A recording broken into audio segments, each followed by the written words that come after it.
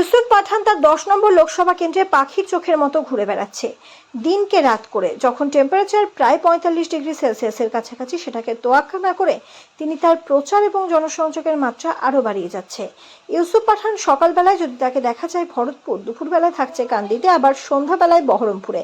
তাই বহরমপুরের 5 নম্বর 4 নম্বর ওয়ার্ডে রাত্রিবেলায় সভা করেন। তার সঙ্গে ছিলেন বহরমপুর পৌরসভার চেয়ারম্যান তথা বহরমপুর বিধানসভার দলীয় চেয়ারম্যান নারুগোপাল মুখার্জি।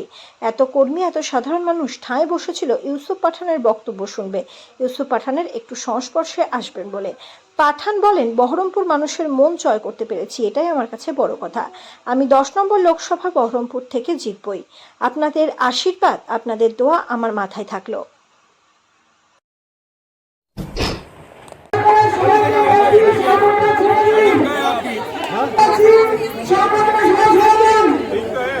একদম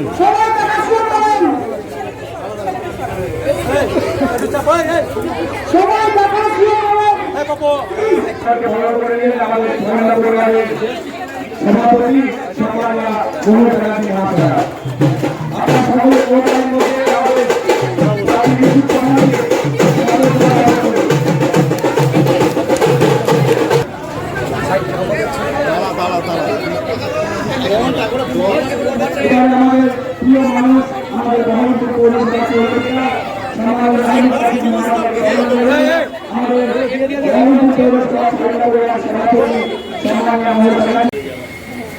চাকরি দিলেন উত্তরপ্রদেশ, 1400 চাকরি দিলেন, 1400।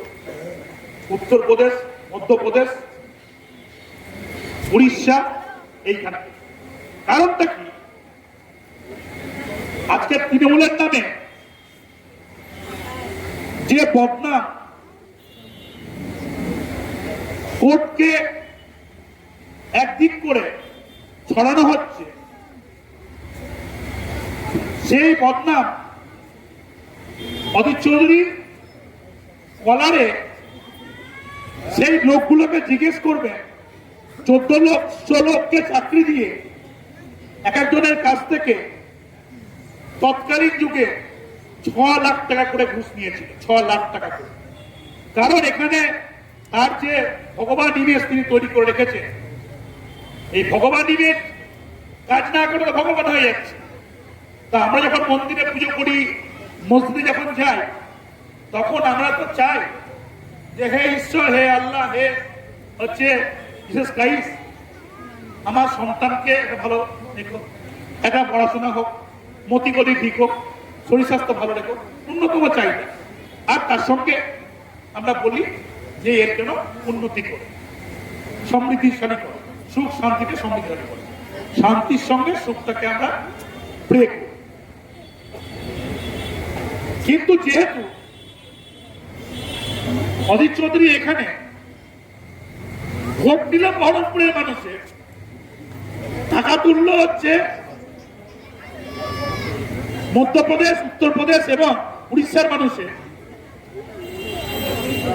সেখানে তার ভগবান হলো না অসুর হলো, তার কোনো যায় আসে না। তারপর পাশে সলভ হয়ে গেল। কিন্তু বহরমপুরের মানুষকে ধোকা দিয়ে, ধোকা পুরো ধোকা দিয়ে, ক্ষমতা দিয়ে একের পর এক নিজের রাজত্ব বাড়িয়ে গেল। এই অদ্ভুত এক রাজনীতিবিদ ভারতবর্ষে মনে হয় এত স্বার্থপর রাজনীতিবিদ আমার মনে হয় কেউ নেই, কোন পার্টির মধ্যে নেই। আজকে অধীর চৌধুরী বলছেন যে আমাকে ভোট দাও বহরমপুর, না হলে পরে অসুরক্ষিত থাকবে। তৃণমূলের মধ্যে কিছু চোরচামার আছে, তারা গ্যারেজ হয়ে গেছে, মমতা ব্যানার্জি তাদেরকে সাপোর্ট করতে চায়। কিন্তু যেটা ন্যায্য দাবি আছে, এই যে লাস্ট কোর্টে যতগুলো অর্ডার বার করেছে হাইকোর্ট বায়াস হয়ে, সুপ্রিম কোর্টে গিয়ে সবগুলো স্টে হয়ে গেছে। এই কারণে, কারণ হাইকোর্টের এখন যারা বিচারপতি देखते ही पाচ্ছে যে তারা बीजेपी उसको भी किया जाए ताकि इनके लोगों को उसका भी फायदा हो और जॉब क्रिएट हो। नारू जी ने यहाँ पर कॉर्पोरेशन में बहुत अच्छे काम किए, लाइट के काम किए, रोड्स के काम किए, पानी के काम किए। तो यहाँ पर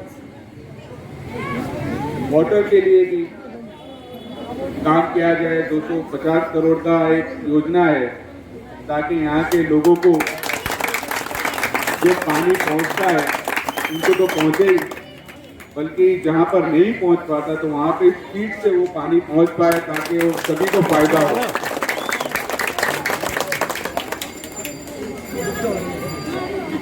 दूसरी बात ये है कि आप लोगों ने मैं जब से यहाँ पर आया तो मुझे बहुत याद दिया है। मुझे अपनी फैमिली का मेंबर जैसे यहाँ पर ट्रीट किया, तो मैं चाहूँगा कि मैं हमेशा आपके बीच इसी तरह रहूँ और हमेशा आपके लिए काम करता रहूँ।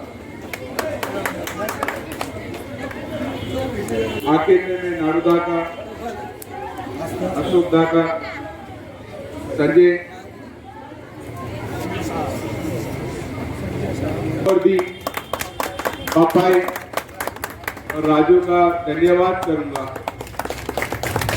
जिन्होंने मेरी ताकत बढ़ाने के लिए मेरे कंधे से कंधा मिलाकर चल रहे हैं और बिल्कुल आप लोगों के लिए वो मेहनत कर रहे हैं, काम कर रहे हैं, मेरे लिए भी कर रहे हैं।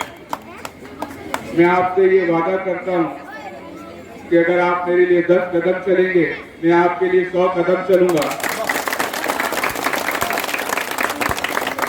जैसा अभी नारुदा ने कहा कि मैं सुबह से निकला हुआ था और सिर्फ आधा घंटा में अभी होटल गया था और उसके बाद मैं तुरंत यहाँ पर आया हूँ।